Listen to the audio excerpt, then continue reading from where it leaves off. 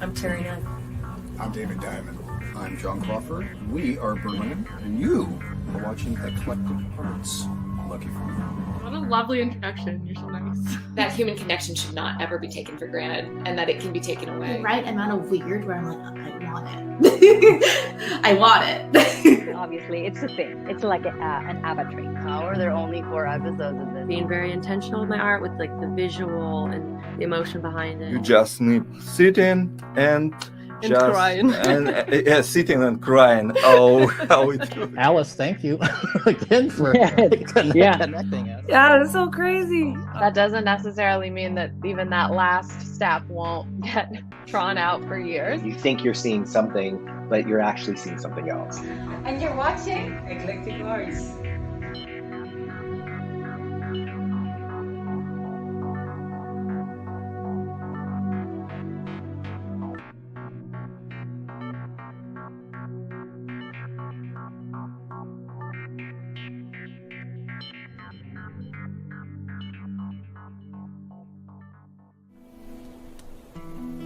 Every shepherd has a song. Sheep learns it from the sheep. The sheep learn it from the grass. We're all connected.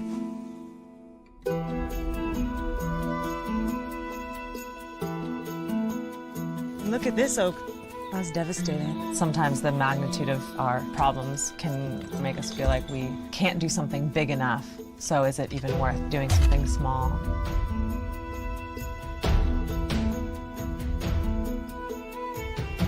Felt I need to do something, and what is that something going to be? Unsurprisingly, nature always holds the keys and the lessons. Here, Rocco. You think we can transform all of San Marcos? I don't know, but I think it's worth a shot.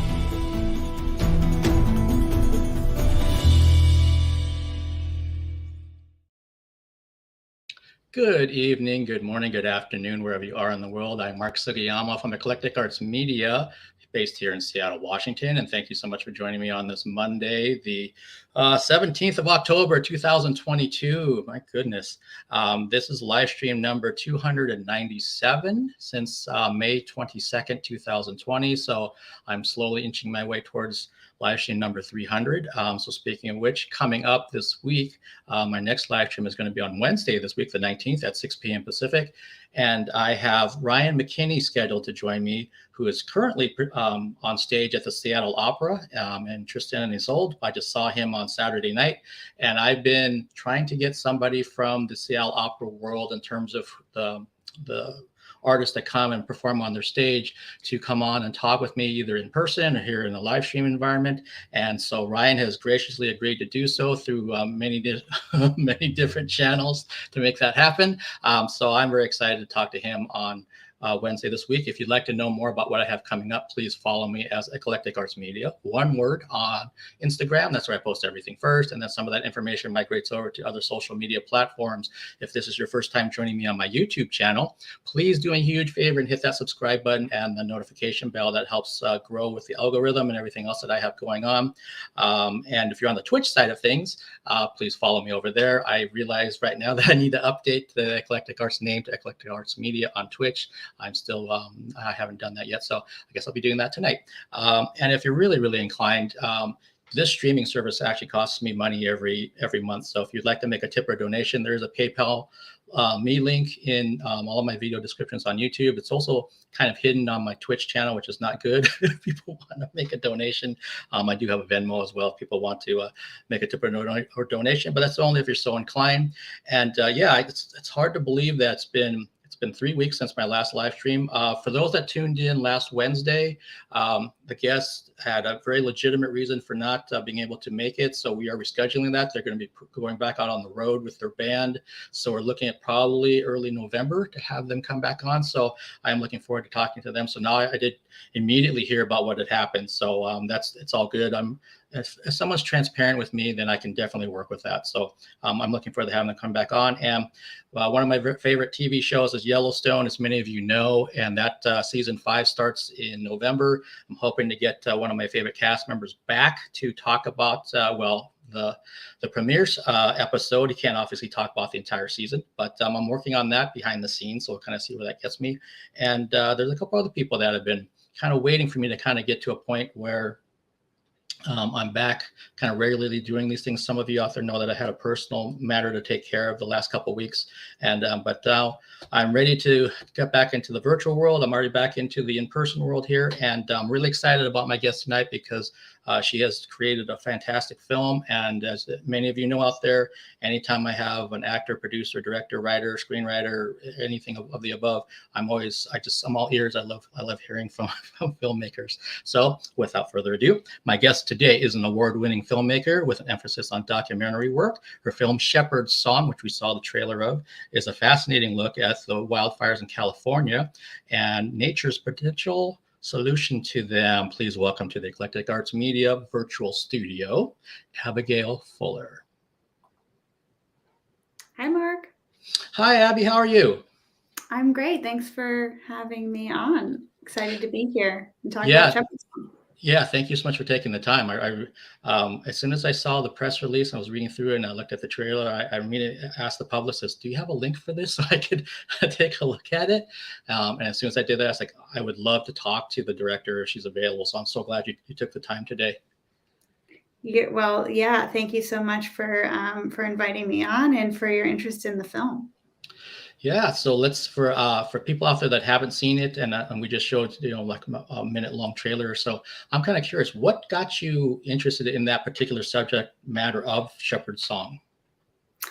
So in 2017, I moved from Los Angeles to actually a regenerative cattle grazing operation. I married into it. Basically married a farmer.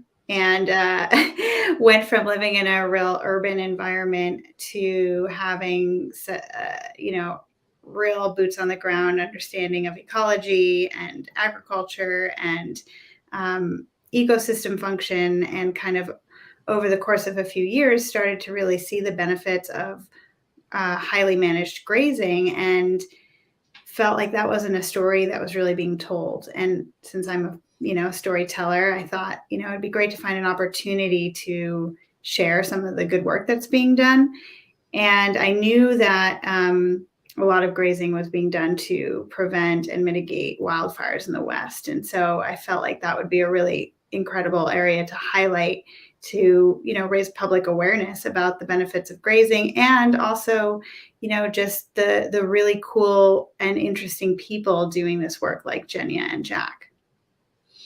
Yeah, no, I was completely captivated through the beginning all the way to the end about this. And it's something like, I think maybe many people out there might associate, at least in this area in Washington State, about perhaps seeing goats brought to a certain area to graze. They kind of help thin the areas, but they don't think about, I don't think about the wildfire grazing and areas, and also the benefits that the sheep also provide in other ways. It's kind of like nature's kind of brought this quote unquote solution to some of these issues. And so it's like in front of our face, but it's not being utilized as much as it possibly could be.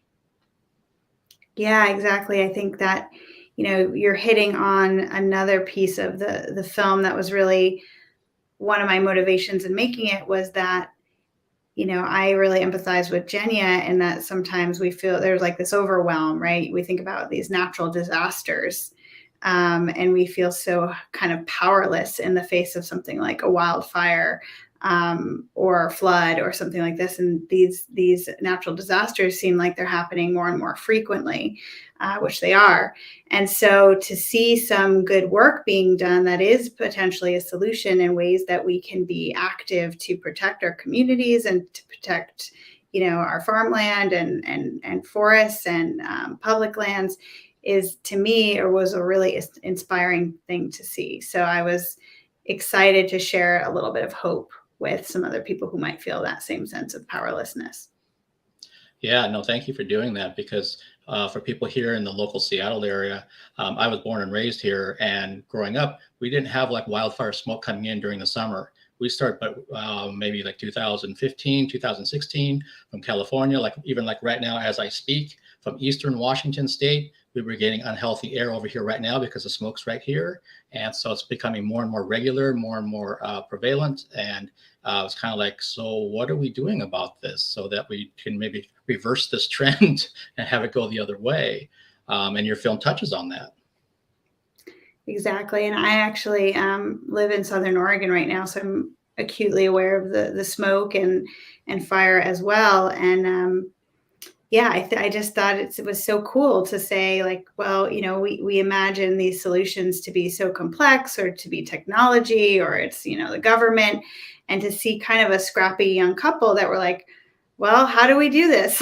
Let's just kind of put try to get a loan from a bank and buy some sheep and find people, you know, willing to allow us on their land and work with preserves and public land. You know, I thought that was just really cool that they didn't even need access to, you know, the land themselves. They were nomadic, and all they do is they own the sheep and they use it as a service. And, you know, I think there's each year, as the threat of fire grows, we're becoming, you know, more and more aware of the need for prevention. And you do see, just even this past year, California putting a lot more funding towards grazing efforts, just like Jenya and Jack are doing. So it's encouraging to see that, but I think we could scale it up a lot more and see a lot more potential. Yeah, absolutely. And one thing that kind of came to mind right now is that I'm curious, how did you find Jenya and Jack? Were there other candidates that you're looking at to make your film about, or is this kind of serendipitous, or how did this happen? Yeah, so you know, there were a few different factors that I was looking for. I had the idea of, you know, so many people, I think, that live in, you know, urban environments, and I really kind of was maybe making the film for the people that I related to as, like, before I understood this world. So people kind of who are living more in urban environments and weren't so much aware of the benefits of grazing. And I wanted to kind of show that, you know, farmers, ranchers, shepherds, you know, I think we have this image in our mind that they're kind of these like old men. And I wanted to say, you know, actually, you know, anyone can do this, really. And young people can do it, and women can do it. And there's farmers and ranchers and shepherds that look all different types of ways. So I had that in mind, that I wanted to find somebody who kind of broke the stereotype. And then, you know, I wanted to find an area in the West because of the fires. And also the proximity to LA was important because I could bring crew out, you know, fairly economically. So with all of those pieces together, it kind of led me straight towards Kuyama Lamb and Jenya and Jack. And then as soon as I spoke to Jenya for the first time, I knew that she was going to be a really powerful storyteller. Not only is she extremely smart and articulate, but her backstory of losing her parents at a young age and really being propelled to, at that point, say, what's a meaningful life, I thought was just a really powerful story. And, you know, really raised the stakes in her quest to kind of heal the grasslands and also kind of discover what the right path was for her in that process. Yeah, absolutely. I mean, those layers to her backstory add so much more dimension to all the great work she's already doing. But it kind of makes you feel like you're in her shoes a bit of the quest that she's going on, and maybe it's something that the audience can kind of feel familiar with. And especially when if you've lost your parents, or if you lost anyone that you loved in your life, and you kind of feel a little bit lost, of like, so what's that whole meaning kind of thing? And then you're kind of saying, oh, if I did this, and then like you said earlier, it wasn't like some big piece of land that she inherited and there's already sheep on. It's like, no, we have this idea, and so we're going to see if we can make this work. And yeah, maybe we don't fit the stereotypical mode of what people think of as a farmer or a shepherd or anything else, but so what? You know, we're going to push forward with this and make it happen. And so there's so many different facets of this film that come together from the subject matter on so many other levels that it's like, man, it's almost like you could have made this into a full-length feature as far as I'm concerned.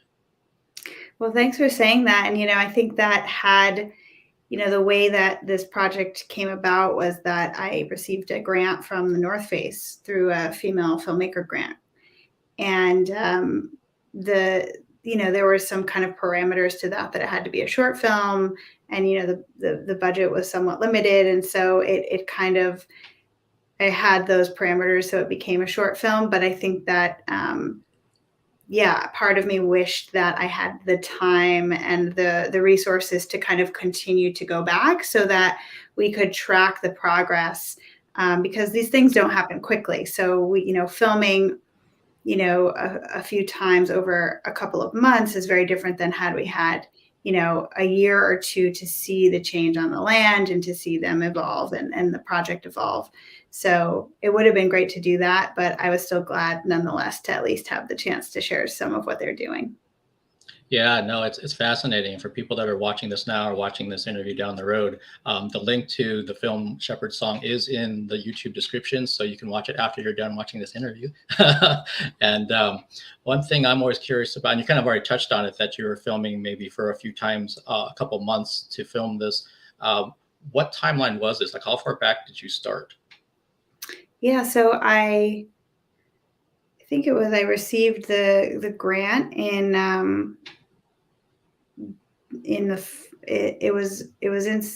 fall of 2019 actually, and we ended up filming once in November, and then just for about a day, and then we went back and filmed I think 3 or 4 days in January. So we kind of got this in right before lockdown started, fortunately, in January of 2020. So that was really,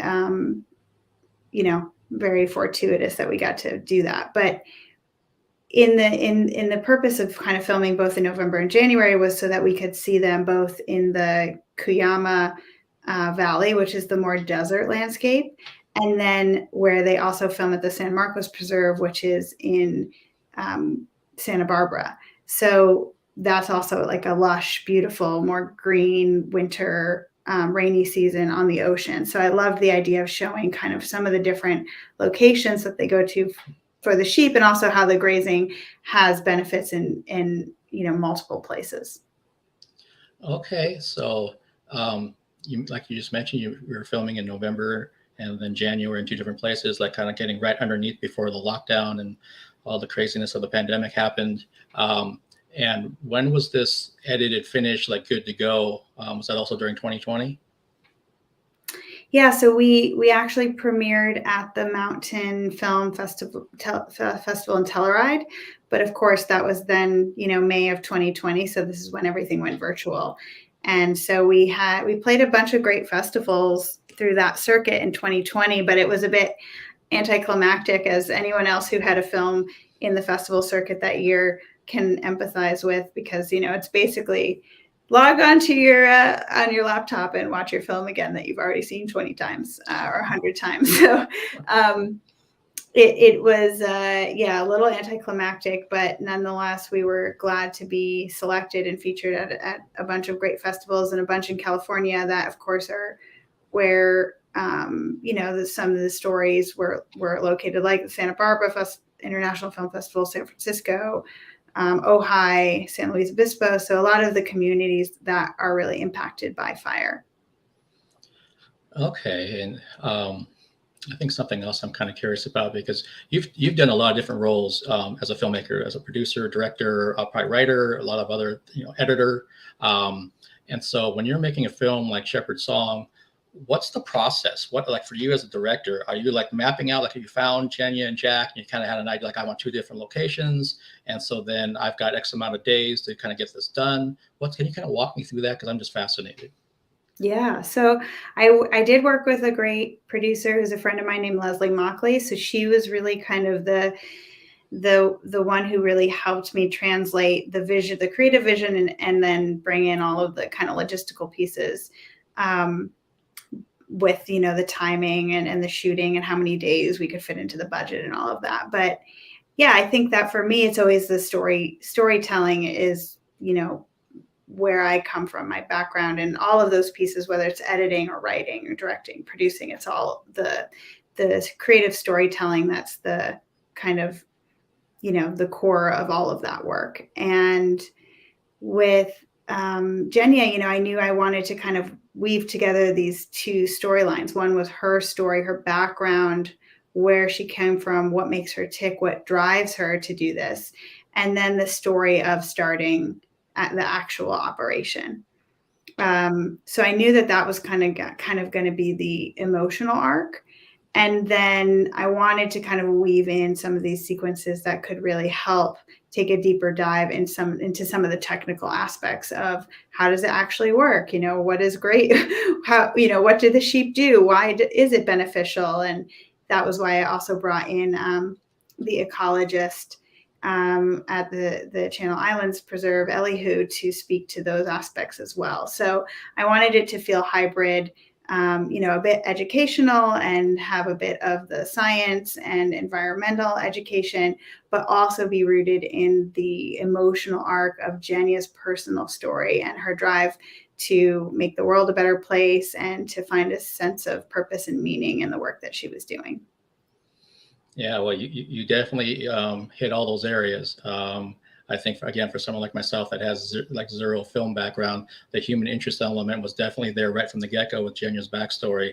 And then you find out what she's doing and you're kind of like, what is this? I didn't realize that this is something that could, potentially help these issues that we have with wildfires. And as I was, breathing in smoke from outside at the time and everything, it's like, how yeah, it's crazy. Bizarre is this that it's so bad up here, and then here's this film that comes across my purview, and I was so glad to check it out and just basically educate myself. It's like, wow, this is awesome. So that's awesome, Mark, and that's so cool that it found you at that moment, because I think so many of us are experiencing these changes, and that's really meaningful to me that you saw it at that time, because that's exactly why I made the film. Was for those of us who are experiencing this to kind of be aware of some of these solutions and to celebrate, people like Jack and Jenya who are doing this great work to help make things better for all of us.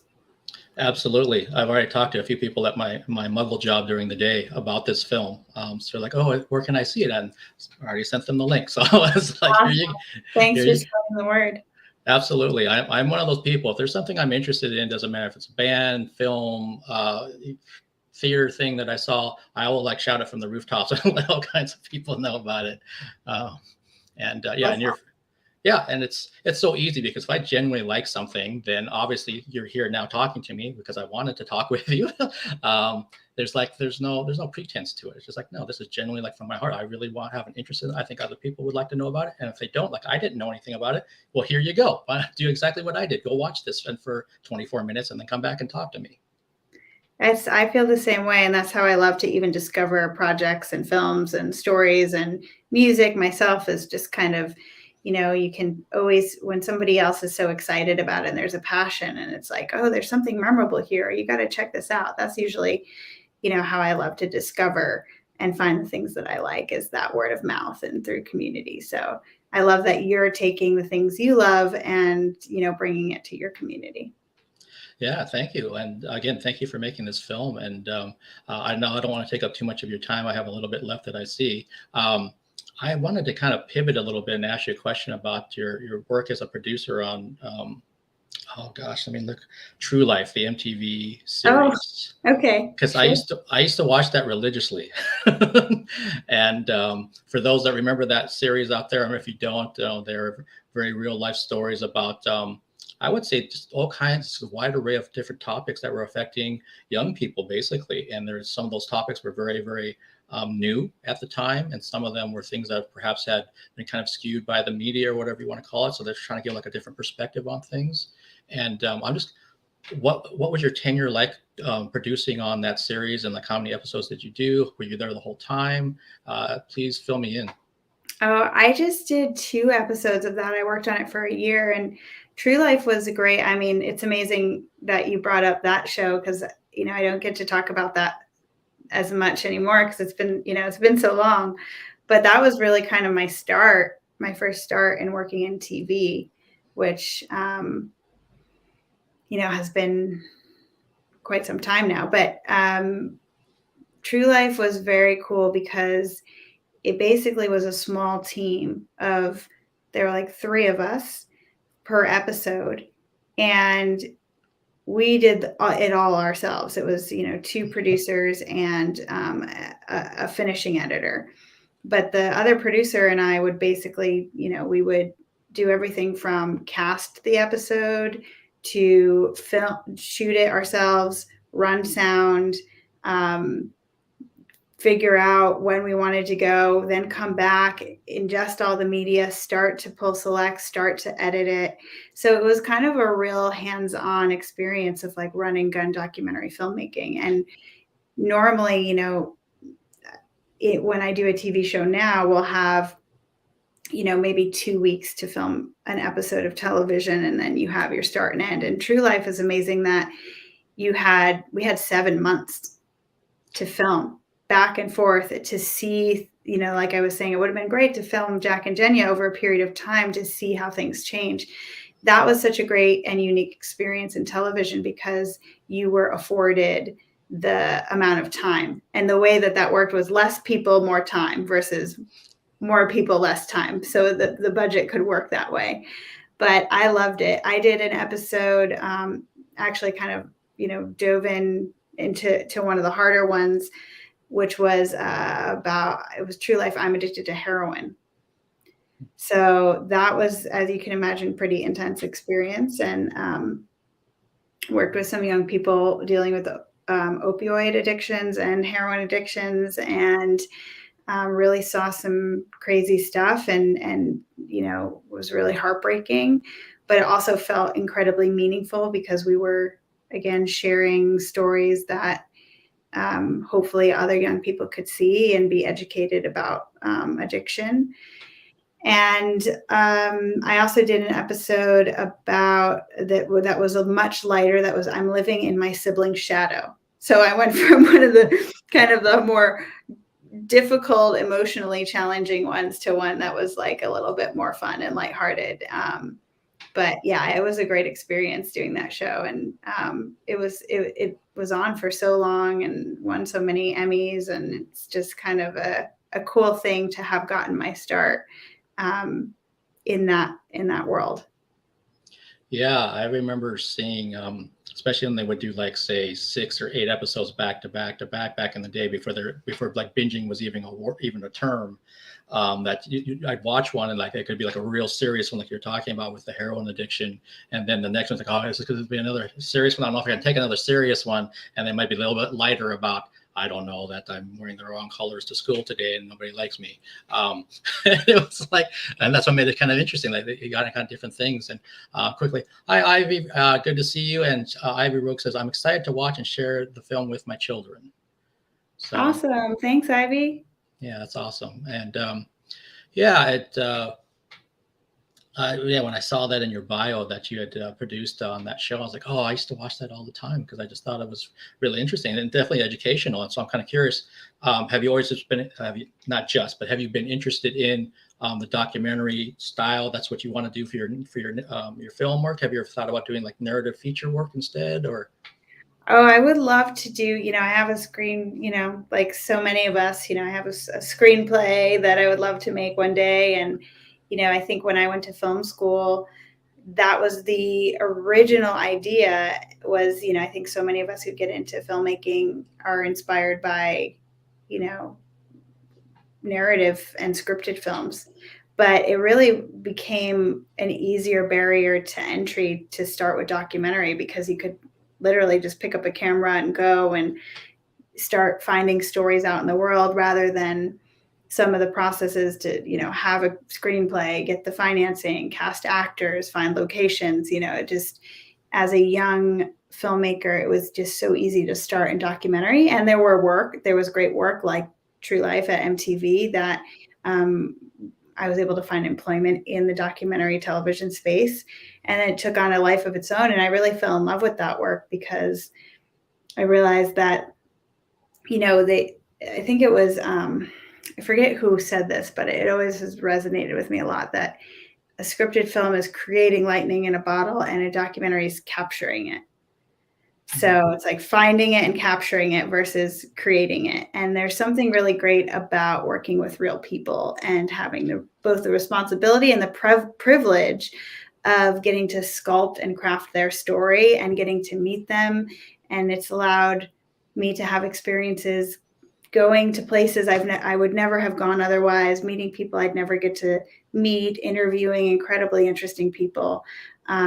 So I feel really grateful to have kind of stumbled into documentary and made that my career. However, I am hoping in the fullness of time, I will eventually be able to try out narrative filmmaking as well. Okay. Yes.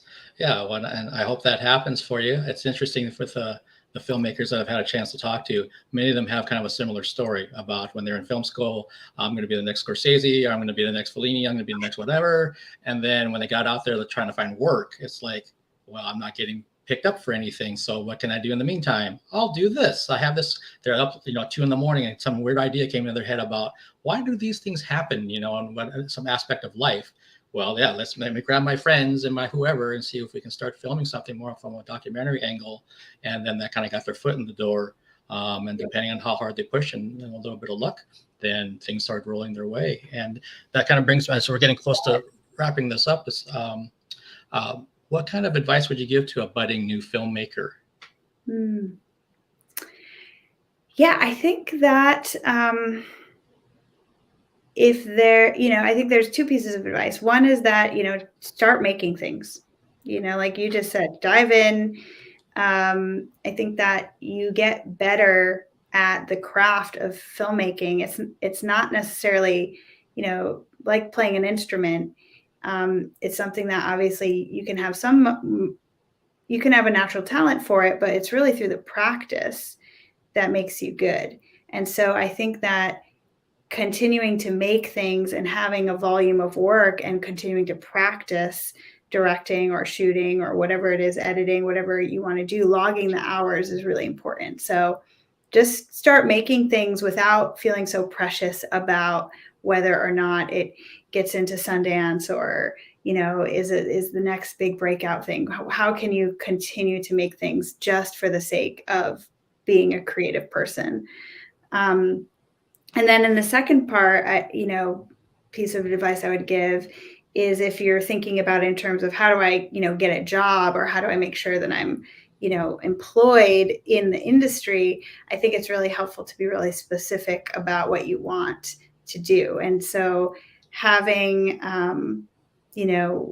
saying like, oh, I really am interested in environmental films, or I'm really interested in, I love MTV and what they're doing, or in the other case of what a lot of what I do is food television and food production. And so, I'm really interested in doing that and working with those companies. So I think the more targeted you are and the more specific you are, whether that's in the subject matter or in the role of saying, I really want to be a great editor and narrative editor or documentary editor, the more you're kind of leaning into the specifics and can reach out and let people know you're really passionate about that subject matter or that job, the more likely they are to give you a chance. Okay, thank you so much for that advice. And you had such specific intention behind both areas, which I loved hearing about. Sometimes filmmakers, you can see the wheels spinning in their head, and they're trying to say why they would say these things to a new filmmaker, but it's not coming out that way. You were very eloquent in what you just said.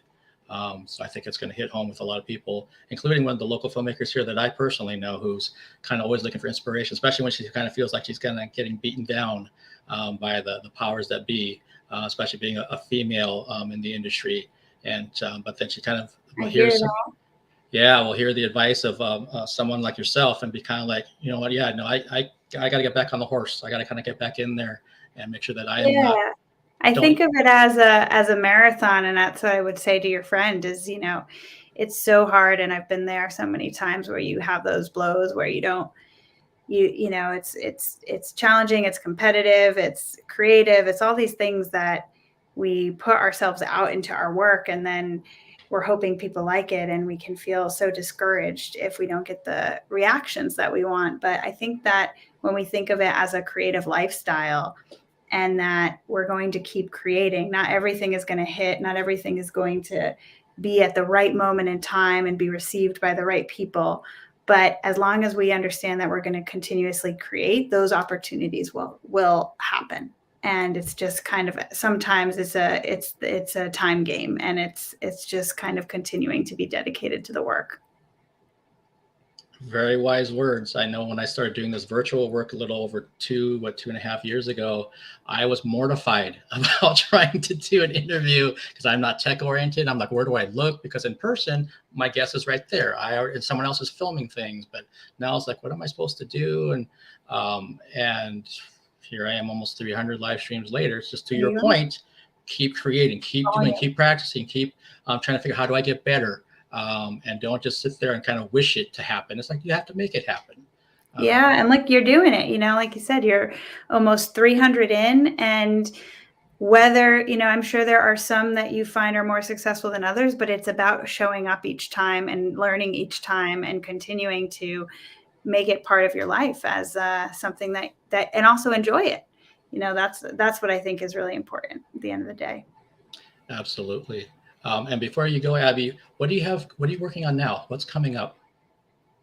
I'm actually just starting a new 4-part documentary series that I'm directing for Hulu, which is really exciting. I can't say too many of the details about that yet. And then I also have an episode of Chef's Table that just came out on Netflix in September that you should check out.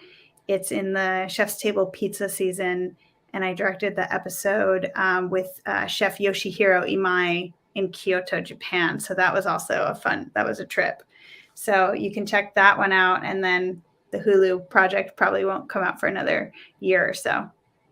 Okay, well, that sounds awesome. And for everybody watching this, you can go to Abigail's official site, which is also linked in the YouTube description. Shepherd's Song is definitely something you should watch in the next minute because we're almost done with this interview. That's also down there in the YouTube description. Abby, thank you so much for taking the time and for doing what you do and sharing your artistic and creative work. And also, I would say your social justice aspect to your work as well, what you've been doing, because we really, really need it. And we need these different voices coming through right now. Not just the same ones that have been coming out for the last decades, if not centuries. So thank you so much for doing what you do and for taking the time tonight. Thank you so much, Mark, and same to you. Thank you. Have a good night down there. Thanks, everyone. Have a good night. Bye, Mark. Bye-bye.